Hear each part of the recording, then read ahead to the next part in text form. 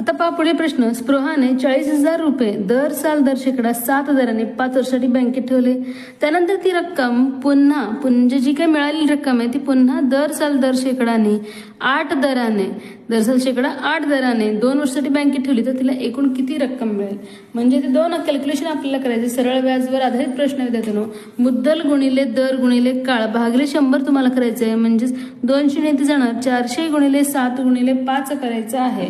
400 गुणिले 7 गुणिले 5 करायचं आहे. म्हणजे पहा 400 गुणिले 7 35 होणार आहे. मग पहा हे 2 शून्य 4 5 20 ला 0 पुन्हा हातचा 2 4 12 13 14 म्हणजे 14,000 हे काय मिळाले त्याला व्याज मिळालेलं आहे 7 वर्षातील 40,000 वर 7% दरानं. मग आता पहा तिला रक्कम किती मिळणार आहे. 54,000 ही रक्कम तिला मिळणार आहे सुरुवातीला.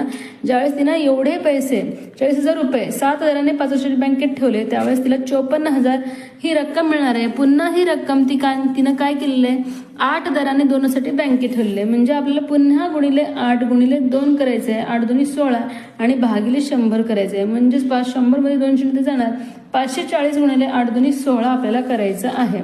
540 गुणिले 16 आपल्याला करायचं आहे.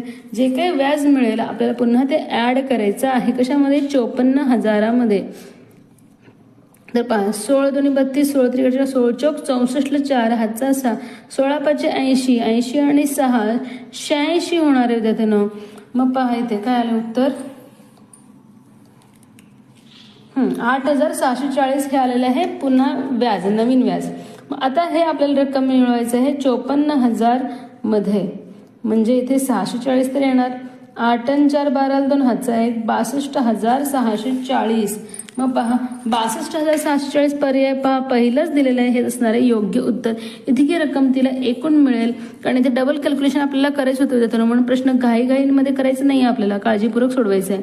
40,000 दराने 40,000 रुपये तिने 7 दराने आधी 5 वर्षासाठी बँकेत ठेवले ह्याचं कॅल्क्युलेशन आधी करायचं आहे. मग जे काही व्याज आपण काढतो सरळ व्याज सूत्र वापरून आपण व्याज काढतो सो ती व्याज आपल्याला आधीच्या मुद्दलामध्ये मिळवून एकूण रक्कम काढायची आहे. मग ती रक्कम पुन्हा ठेवलेली आहे. मग ते रक्कम असणारे नवीन मुद्दल आणि दर आणि हे काही काळ आहे आणि भागिले 100 करून व्याज निघतं. पुन्हा ते व्याज त्या मुद्दलामध्ये मिळवल्यानंतर आपल्याला उत्तर आपल्याला हे मिळतं. अशा पद्धतीने हे तुम्हाला कॅल्क्युलेशन करायचं होतं.